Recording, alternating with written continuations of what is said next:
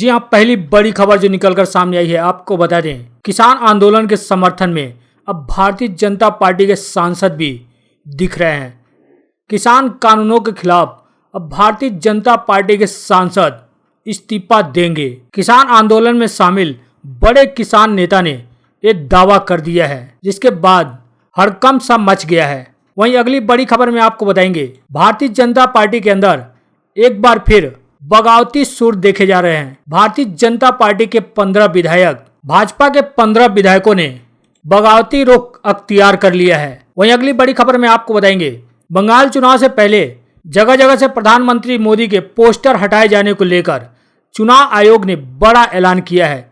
क्या ऐलान किया है चुनाव आयोग ने, आपको इसके बारे में विस्तार से जानकारी देंगे। वहीं अगली बड़ी खबर जो निकलकर सामने आई है, आपको बता दें, हरियाणा में भारतीय जनता पार्टी गठबंधन वाली जेजेपी में खींचतान बढ़ती जा रही है। अब लव जिहाद के मामले में जेजेपी के मुखिया एवं डिप्टी सीएम दुष्यंत चौटाला ने आपत्ति जताई है। सभी खबरों के बारे में आपको विस्तार से जानकारी देंगे। आगे बढ़ने से पहले इस वीडियो पर अपना एक लाइक जरूर दें और साथ ही चैनल को सब्सक्राइब करने के बाद घंटी को बजाना बिल्कुल ना भूलें।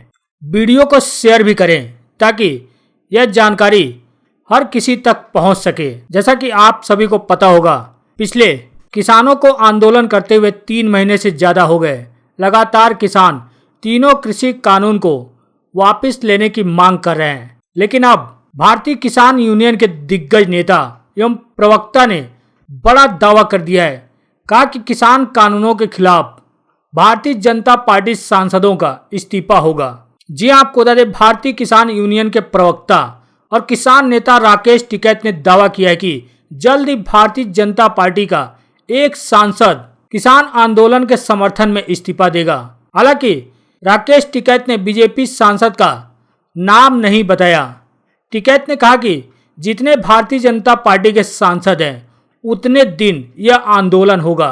अब राकेश टिकैत के इस ऐलान के बाद अटकलों का दौर शुरू हो गया है।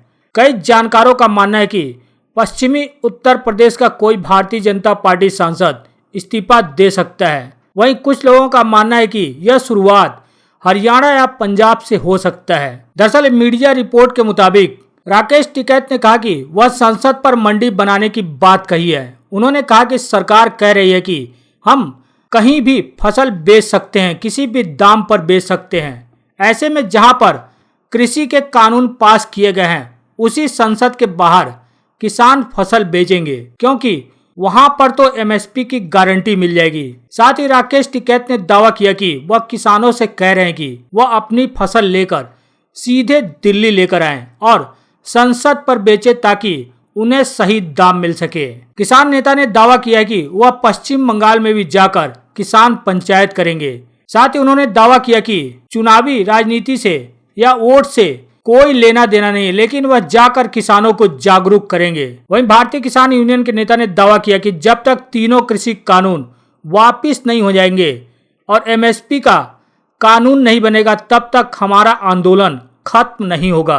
किसान कानूनों के खिलाफ भारतीय जनता पार्टी सांसद इस्तीफा देंगे। राकेश टिकैत के इस दावे को लेकर अब राजनीतिक माहौल और भी गर्मा गया है। माना जा रहा है कि यह सिलसिला उत्तर प्रदेश से नहीं तो हरियाणा या पंजाब से शुरू हो सकता है। बात करें एक और अगली बड़ी खबर की, तो आपको बता दें, भारतीय जनता पार्टी के 15 विधायक बागी होते हुए नजर आ रहे हैं। भारतीय जनता पार्टी महाराष्ट्र भाजपा के 15 विधायक महाविकास आघाड़ी यानी कांग्रेस, एनसीपी और शिवसेना के संपर्क में है।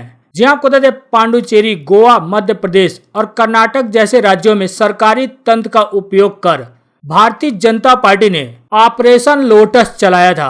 महाराष्ट्र की महाआघाड़ी सरकार उस रास्ते पर चलकर भारतीय जनता पार्टी के असंतुष्ट विधायकों को सरकार में शामिल तीनों दल, जिसमें कांग्रेस, एनसीपी, शिवसेना शामिल हैं, इन सभी तीनों दल के नेताओं के संपर्क में भारतीय जनता पार्टी के 15 से अधिक भाजपा के असंतुष्ट विधायक इन तीनों दलों के अलग अलग नेताओं के संपर्क में हैं। पांडुचेरी के प्रभारी और महाराष्ट्र के कांग्रेस नेता संजय दत्त ने साफ किया है कि यह सही है कि भारतीय जनता पार्टी के तमाम नेता इन दलों में लौटने को तैयार हैं। परंतु महाअघाड़ी की सरकार आसानी से चल रही है। उसके सामने ऐसा कोई संकट नहीं है कि उसे तोड़ फोड़ की जरूरत हो। अब यही कारण है कि भारतीय जनता पार्टी के इन असंतुष्ट विधायकों को इंतजार करने को कहा गया है।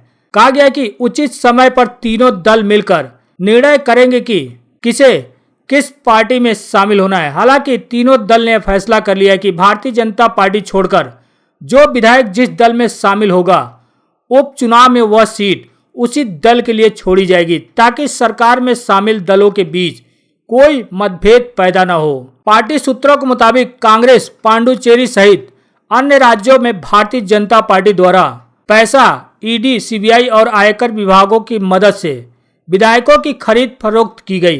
कांग्रेस का ऐसा दावा है, उसका बदला लेना चाहती है कांग्रेस, भले ही उसका तरीका भारतीय जनता पार्टी से अलग हो। यानी कि 15 विधायक, इससे भी अधिक भारतीय जनता पार्टी के असंतुष्ट विधायक तीनों दलों के नेताओं के संपर्क में हैं। ये कभी भी कांग्रेस, एनसीपी और शिवसेना में शामिल हो सकते हैं।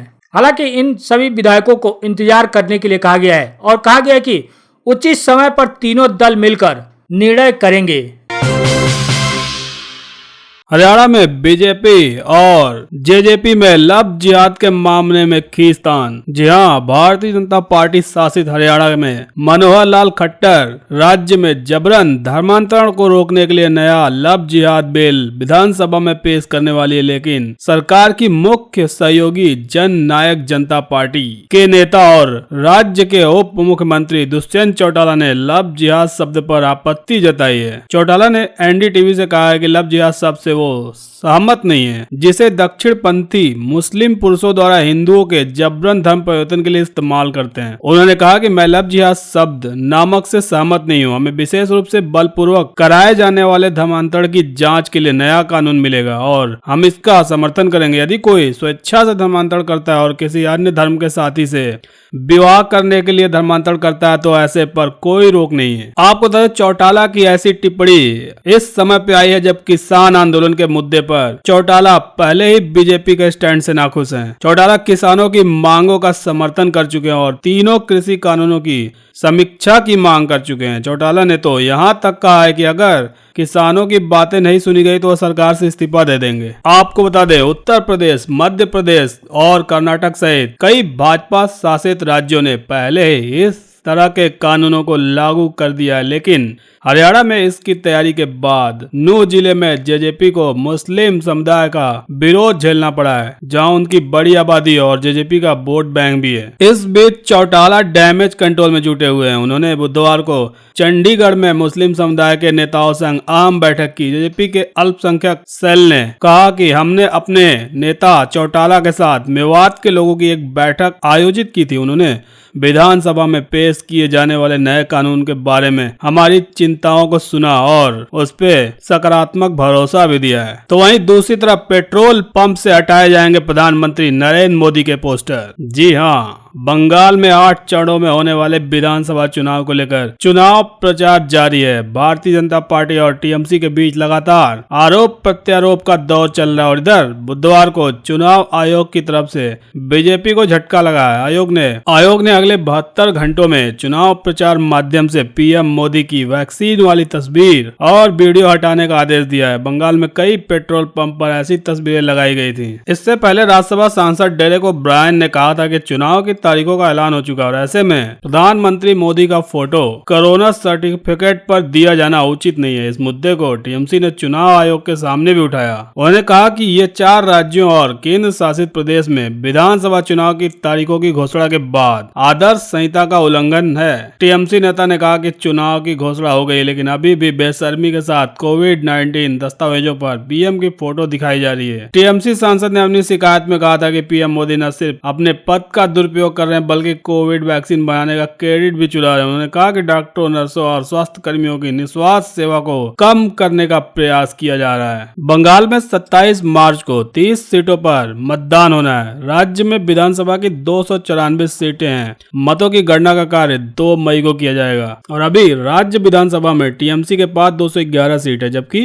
कांग्रेस के पास 44, लेफ्ट के पास 26, बीजेपी के पास 3 विधायक हैं। तो वहीं दूसरी तरफ देश की संपत्ति बेचना ठीक नहीं, सोनिया गांधी ने मोदी सरकार पर सवाल उठाया। जी हाँ, सोनिया गांधी ने भारत की गिरती अर्थव्यवस्था को लेकर पीएम मोदी पर निशाना साधा है। उन्होंने आगाह किया कि जिस तरह से नोटबंदी और जीएसटी का फैसला जल्दीबाजी में लिया गया था, उसी तरह से अब सरकारी संपत्तियों को बेचने का कदम उठाया जा रहा है और ऐसी जल्दबाजी नहीं करना चाहिए। उन्होंने एक आर्टिकल में मोदी सरकार को चेताया है। उन्होंने लिखा है कि भारतीय अर्थव्यवस्था पर संकट की शुरुआत 8 नवंबर 2016 की रात को हुई थी। मनमोहन सिंह ने दूरदर्शिता से संसद में कहा था कि नोटबंदी से देश की जीडीपी में 2% की गिरावट होगी, लेकिन उनकी सलाह को प्रधानमंत्री श्री नरेंद्र मोदी ने पूरी तरीके से इनकार कर दिया और आज नतीजा पूरा देश झेल रहा है। इसी तरह जीएसटी ने भी अर्थव्यवस्था को चौपट करने का काम किया। जीएसटी की वजह से अर्थव्यवस्था गर्त में जा रही है। सोनिया ने लिखा है कि सरकार दशकों की मेहनत से खड़ी की गई सरकारी कंपनियों और जनता की संपत्ति को जल्दीबाजी में बेचकर खजाना भरना चाहती है। सरकार ने विनिवेश के बजाय निजीकरण की नीति अपनाई है। उन्होंने कहा कि क्या एलआईसी